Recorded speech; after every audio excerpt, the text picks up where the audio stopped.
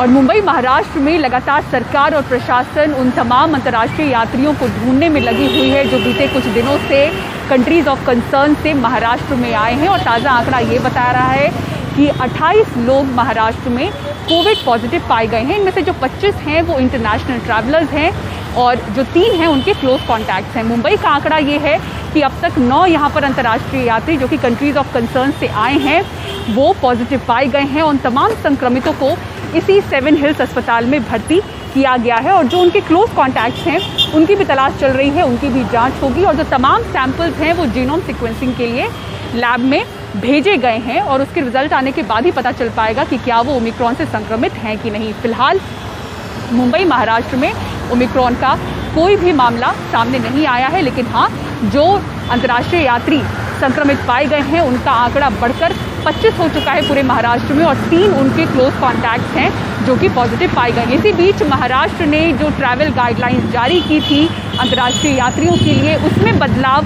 किए गए हैं केंद्रीय स्वास्थ्य मंत्रालय की ओर से आपत्ति जताए जाने के बाद। और बदलाव ये है कि 3 हाई रिस्क कंट्रीज़ हैं, साउथ अफ्रीका, बोत्सवाना और जिम्बाब्वे। अगर इन 3 देशों से जो अंतर्राष्ट्रीय यात्री महाराष्ट्र आ रहे हैं उन्हें 7 दिनों के इंस्टीट्यूशनल क्वारंटीन में रहना होगा, ये अनिवार्य है। साथ ही जो घरेलू यात्री हैं जो कि दूसरे राज्यों से आ रहे हैं उन्हें RT-PCR टेस्ट की ज़रूरत नहीं होगी अगर वो फुल्ली वैक्सीनेटेड हैं। 3 अफ्रीकी देशों को महाराष्ट्र ने हाई रिस्क वाली श्रेणी में रखा है। दक्षिण अफ्रीका, बोत्सवाना और जिम्बाब्वे से आए यात्रियों को 7 दिनों तक इंस्टीट्यूशनल क्वारंटीन में रहना होगा। वहीं दूसरे राज्यों से महाराष्ट्र आ रहे टीके की दोनों डोज ले चुके घरेलू यात्रियों के लिए अब RT-PCR टेस्ट की जरूरत नहीं होगी।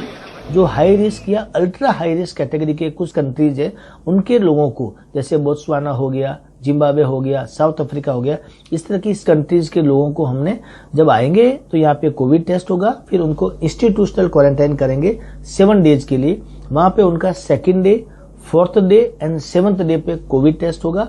अगर वो नेगेटिव आया तो उनको होम क्वारंटाइन भेजा जाएगा 7 मोर डेज के लिए और अगर पॉजिटिव आते हैं तो उनको हॉस्पिटल में एडमिट किया जाएगा। बाकी जो भी इंटरनेशनल फ्लायर चाहे वो लंदन से आ रहे हैं चाहे बाकी और भी कोई कंट्री से आ रहे हैं उन सब के लिए हमने RT-PCR रिपोर्ट मांगा है विद वैक्सीन के साथ में। महाराष्ट्र सरकार ने अपनी गाइडलाइन में ये बदलाव केंद्र की नाराजगी के बाद किए। पहले महाराष्ट्र ने अंतर्राष्ट्रीय यात्रियों के लिए 14 दिन का होम क्वारंटीन और RT-PCR अनिवार्य करने से लेकर महाराष्ट्र आने वाले दूसरे राज्यों के यात्रियों के लिए 48 घंटे पूर्व नेगेटिव RT-PCR रिपोर्ट दिखाने की अनिवार्यता जैसी सख्त और अलग गाइडलाइन बनाई थी।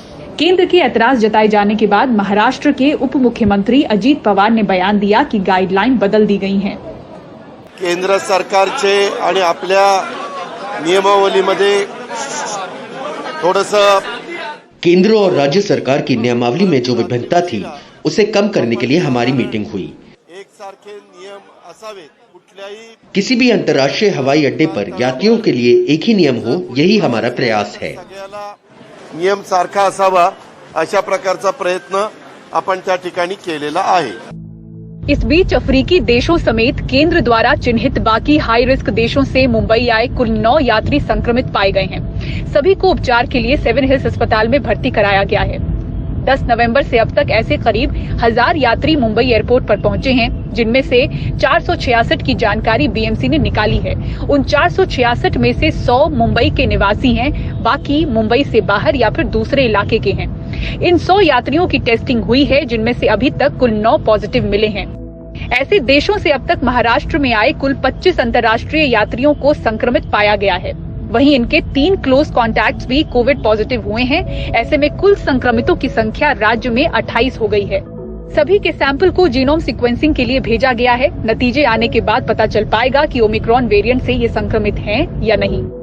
इसी बीच कर्नाटक में 2 व्यक्तियों की ओमिक्रॉन से पीड़ित होने की खबर से एजेंसियां अब और सतर्क हो गई हैं। मुंबई से पूजा भारद्वाज, NDTV इंडिया के लिए।